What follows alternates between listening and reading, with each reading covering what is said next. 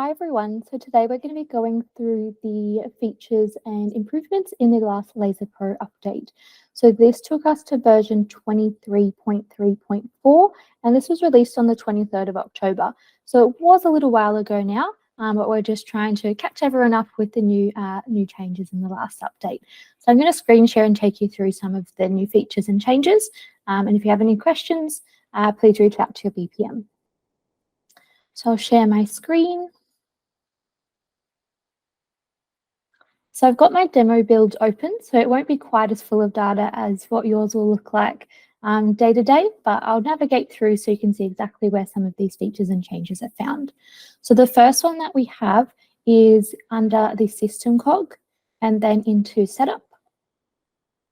And if we hover over accounts in the left-hand menu, we now have this option for payment terms.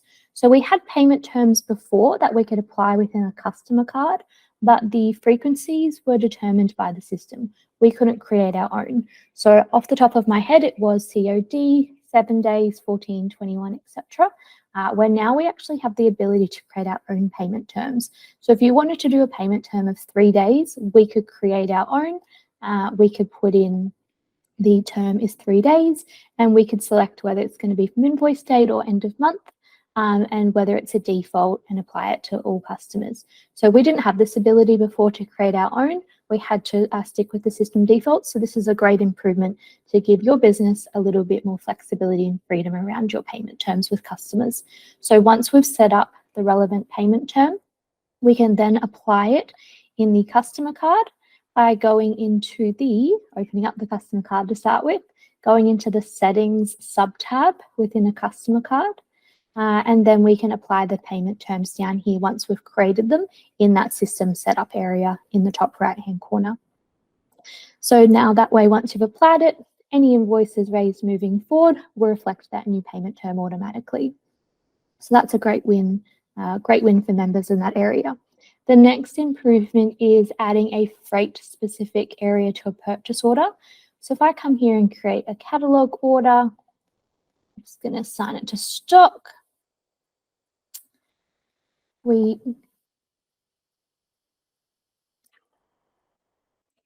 going to quick add. That did not work. Let's just search the catalog instead. That will be much quicker.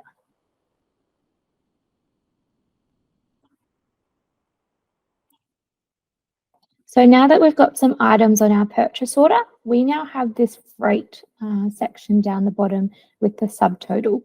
So previously, if you wanted to record freight as a cost on a purchase order, I've seen people create a catalog item for it and have to add it to the PO, and it would just look like a material cost. Where now it's got a dedicated freight area where we can put in the relevant price in that area, and that way it'll apply to the purchase order, but it won't sit within the items itself. So that is a good win rather than having to use a workaround like before. So I'll hit finish out of my purchase order. The next one we have is site geolocation. So previously, if we come into a site, if we had a site, we had to put in a street address, where if we're working on new projects, whether that's residential new home builds or larger projects, and maybe the street address isn't registered on the maps that SimPro and LaserPro use yet, we could put that in, but when the technician goes to site, it's not actually going to come up on the maps, whether that's Google Maps, etc. that they're using. It's not going to have the navigation for them. So what they've now introduced is called site geolocation. So if we, I'm just going to go to Google. So if you Google Maps the location, it will have the latitude and longitude in the URL for you. So if we copy and paste that out of there may be an easier way to find the latitude and longitude. This is my go-to way. If you know of any other ways, please let me know. But if I come back in now that I've got my latitude and longitude, we can actually put the latitude and longitude in the site address. And when we hit save, and if you scheduled a job against this site now, when the technician goes to open it on their maps, rather than looking for the the physical address, it's going to pick up the latitude and longitude and still give them the ability to then navigate to that location.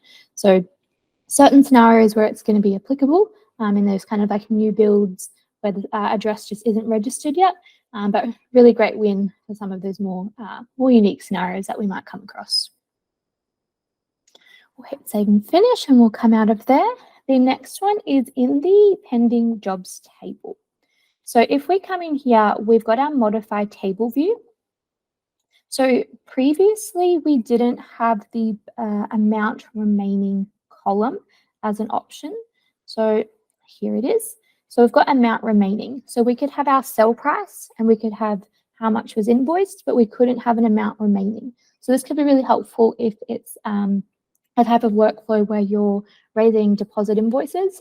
So you can have how much is invoiced and have the actual dollar amount of what's remaining, as opposed to having to do the maths quickly in your head as you're going through that. So if I add that in now and hit save and finish, we've now got this additional column here. So it can do some of the maths for you. So that's a good win. The next one we've got is improvements to scripts. So if I come back into my system setup, so system cog into setup, if I come down into scripts on the left-hand menu, so we've had scripts for a while and we've got different areas we can apply the different scripts to. What we now have is if I come into job as an example and click create script, we now have a third toggle option here for script use for notes. So we always had overview. Now we have a one for notes. So if there's often repetitive bits of text that you're putting in notes, rather than having to copy and paste it or type it each time, we could set up a script for a note so that way we can then use the insert field when we're putting it onto the notes of a job. So that can be a bit of a quick win for things that you're doing repetitively. If you are putting any scripts in, please make sure that you're assigning cost centers to them. If you don't assign the cost centers, then they won't appear for you to use. So just a bit of a quick tip while we're in here. The next one that we have is in the schedule. So if I come into the day view schedule, I've pre-scheduled a job earlier. So there's a couple of ways you can copy schedules. You can right click, hit copy. You can tick the person's name, hit copy, or you can hit the 3 dots and then also copy schedules. We've got a few options to get to the same result, but in this case, I'm going to tick Sandy's name, going to hit copy. Now the improvement to this is previously we could only copy schedules from person to person or the same person to a different day. We couldn't actually copy schedules to multiple people. So right now, anywhere that there's a blue text is a hyperlink here. So if I click on Sandy's name, so we're copying it from Sandy and say I want to copy it to myself as well as Ron. So now we've got this selection in the dropdown and we can tick multiple people if we need to. So we can say copy from Sandy to 2 staff and select the relevant date, whether it's for today or whether it's for a future day. So we can do that and hit copy. And now it's copied that across. So that's a big win and a bit of a time saver on the schedule front. Rather than having to copy paste or duplicate schedules, we can do it once and copy it to multiple staff or multiple days if we need to. The next one that we have is an audit log improvement in quotes. So if we come into our open quotes, and here's one I've prepared earlier. So if we open up the quote, and depending on whether it's a service quote or a project quote, but if we come into the logs tab of the quote, what we have now is a much more detailed audit log here. So before we would have created quote, and then maybe all of these would just say modified, Caitlin modified the quote, but it wouldn't actually tell us what was changed. So now we have a lot more detail in terms of what's been done. So it says that I've added a schedule, I've sent an email, I've updated a status, I've added parts and labor, whether I've added them or removed them or changed the quantity. So it gives us a lot more insight into what's been done. So especially if maybe something's been changed and we're not really sure who's done it or why they've done it, a lot more visibility now, which is great. So this is specific to quotes at the moment, but I know Simpro are working on bringing out this level of visibility across other areas of the system, like jobs as well. So stay tuned for more in that area, but this is a great win in the meantime. So we're going to exit out of our quote now. The next one is an improvement to our supplier purchases report. So if I come into my reports area in the blue menu, into view reports, and then into my suppliers tab, we've got our supplier purchases report in the top right hand corner. And if I click on that, we now have the improvement to this report. Oh, it's going to stop my recording. I'm just going to have to quickly jump back in so it doesn't kick me out. So the improvement to this is we can now show, here it is, display options, that's what I'm looking for. We now have the option to list this as a breakdown. So before, by default, this report was a summary option and it would just give you the summary, where now we can, if we wanted to, change it to a breakdown to give us a lot more information. So let's see if there's any data in this demo system. Oh, we do, which is helpful. So now it gives us the information of the part and the description and the quantity, as opposed to just the purchase order information as a whole. So it does break it down to the part level if we wanted to. So we can filter it by just a certain supplier in terms of their purchase orders.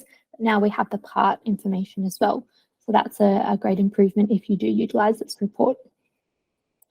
The next one we have is in our system setup.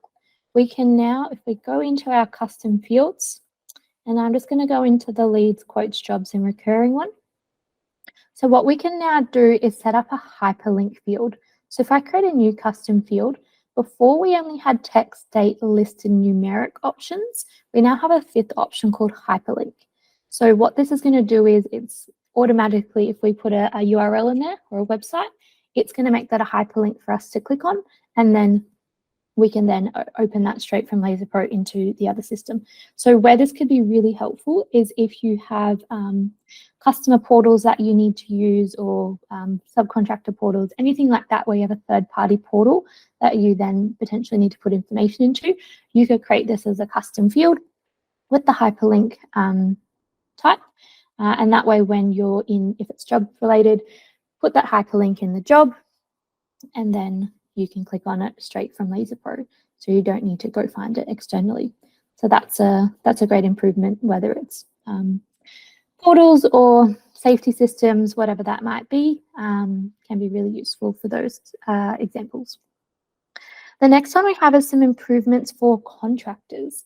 So if I come into my contractors area in the blue menu, and we'll click into this example. So we now have a history tab within the contractor card itself. So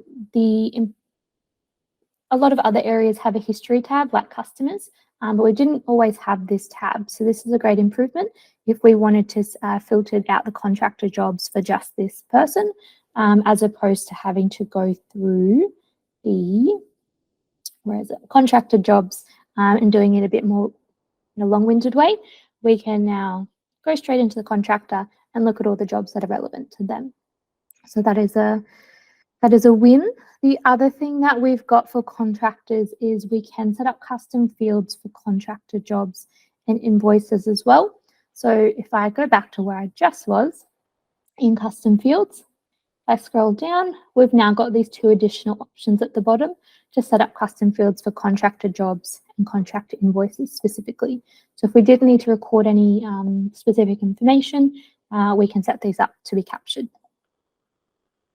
The next one that we have is a bulk management of job cards.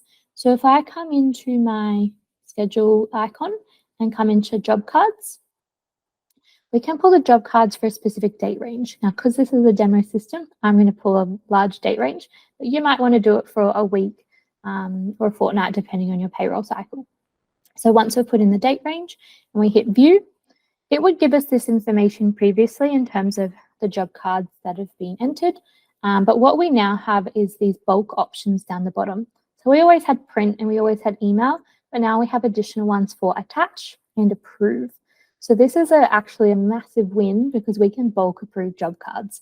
Rather than having to go into them one by one and approving them, we could pull it for our period, we can select all, and we could actually bulk approve them. So if you are a company that maybe has a couple of jobs on the go and the project manager or a supervisor is responsible for approving job cards for their staff, they could come in here, tick which employees are applicable to them, pull the date range, and then that way they can approve them in bulk. And if we hit attach, it's going to attach a PDF copy of that job card onto that job as an attachment.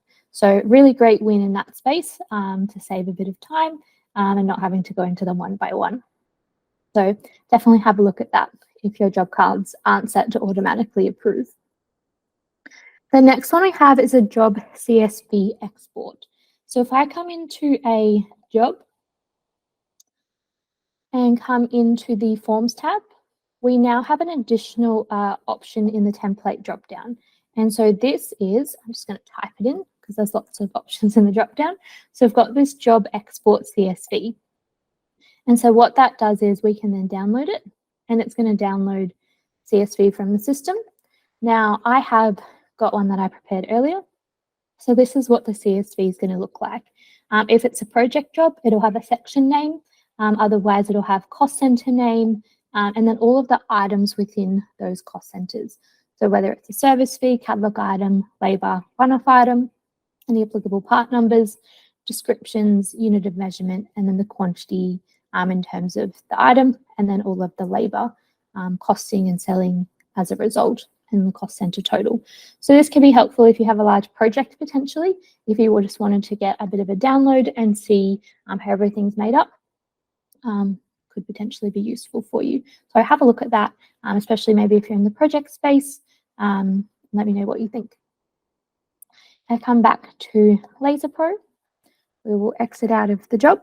The next one is staff related. So if I come into my people and employees, we now have this additional option down the bottom here called archive and pseudomize. Something to be really mindful of this, if you click this button, you cannot undo it. So what the pseudomize does is, I'm going to actually do a test for you right now to show you.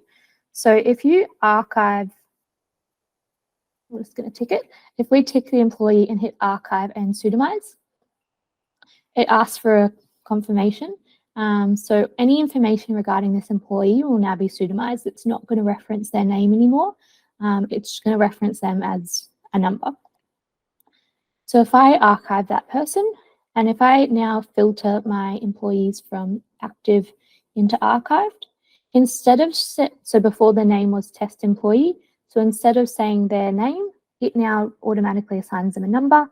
It removes their phone number, email address, etc. And I have no reference to that person's personal information anymore. And so now that I've done this, I can't undo it. So previously, or if you just do a standard archive, this person's personal information will show for you here. And potentially in the future, if for any reason you needed to reactivate them to get a bit of information, or they came back to the business, we could just reactivate them. If you use the pseudomize option, you cannot do that. Something to be really mindful of, and be careful, just because you can't undo it once it's done, and you will lose that information. The next one we have is in our system setup. So in our forms setup, and I'm going to use job as the example, and come into our email setup specific to jobs. So in our email setup within quotes, jobs, etc., we now have this option to include form with email default, and we can toggle it on or off. So in the sense of sending a quote, you're probably always going to need a form attachment. So we'd want that on, but potentially you might send job related emails out of the system sometimes, and that might not always be form related. So we could default it to off. So that way, if we want to include an attachment, we can choose to, but it's not going to automatically attach a form by default. So we do have a bit more flexibility and options there. Just assess which different records might need that or not. Quotes I would probably leave on, invoices I would leave on, but if there's any other areas that you want to have a look at, feel free. But we do have that option. The next one is specific to assets. So if you are using assets or maintenance planner or anything like that, if you're in the maintenance space, this might be applicable to you. Otherwise, if you're not using assets in the system, you can probably disregard this one. So this one is a new report specific for assets.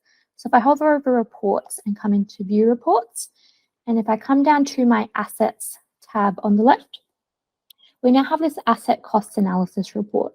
So we didn't have this previously, we just had asset list and test history. So now if I click into this report, what it's going to do is give me a asset cost analysis based on a date range. I'm not sure if we'll have any, we do not. But it'll give me a breakdown of all the jobs that are related to that asset and the costs involved for that period. So if I wanted to see a lifetime cost analysis report, or maybe it's just for this year. And so if you are using assets, this can be really helpful, especially if an asset's failing constantly, to give a cost report back to the customer to help maybe verify your pitch of why it should be replaced instead of just constantly repaired. So it can be useful in that space. So if you are using assets, recommend to have a look at this just to see the data and see if it might be useful to you. The next one we have is in the asset test history report, so just above the other one. We now have an additional filter in here for the zone. So this is only going to be relevant if you do have zones set up and applied to sites. So if you don't have them set up, you're not going to have any options in the drop down. But if you do use zones, you now have the option to filter the asset test history report based on those zones. So can be helpful just to narrow down the report information a bit further if we need to. If we come back out of that, the next one we have is back in our system setup, in our form setup, and I'm going to go into quotes. If I come into my email setup, we now have an insert field for the contact title. So if we wanted to address the contact by Miss, Mr, Mrs, etc., we could insert the title and it would pre-fill it into the email for us. This is reliant on us selecting the title within the contact for it to populate. So if there was no title, it would skip that and just go straight into the first name. But pardon me, maybe we want to make our quote emails a bit more formal, in which case we could start utilizing the title field and insert it to automate into the emails when we send them out. All right, go to the next one. The next one is maintenance planner specific. So you might be using assets, but you may not have the maintenance planner add-on. So this is only relevant to any members that are using the maintenance planner. So if you want to check if you're using the maintenance planner, if you hover over the utilities pocket knife in the blue menu, and if you can see maintenance planner up here, that means you do have it turned on and you do have that add-on enabled. So it is specific to this. So if I come into my system setup and into my form setup, if you do have maintenance planner enabled, you'll have a few additional form options in the left-hand menu. The first one is certificate of maintenance. So previously there was, the certificate of maintenance has been around for a little while, but the wording and the declaration were specific to Queensland in Australia and were specific to the fire industry. So Simpro had set it up to cater to one specific industry and we couldn't really tailor it too much. We could tailor some text, but maybe not others. So now they've opened up these two fields, two text boxes, so you can update the text and the declaration, I can't say that word clearly, to tailor it to maybe your industry, whether it's electrical or plumbing, as well as, you know, the city and the standards in the section in the area that you live. To suit your regulations. So these are the standard ones that come with maintenance planner, but we can override them if we need to. The other area that comes with maintenance planner is the system condition down the bottom. So this is the system condition form. And so again, it was quite limited before to Queensland and the fire industry, but now they've opened that up so we can select our own building class, and change the information here to be suitable for our industry, our location, our regulations. So we can tweak that if we need to, and also create system condition report scripts if we need to insert them onto the forms. So that's some great wins in the maintenance planner space if you use it, just so you can tailor it to your business a little bit more. That is all of the updates for this LaserPro upgrade cycle. We will do another one of these for the next one. But if you do have any questions, please feel free to reach out to your BPM. And I hope you have a great day.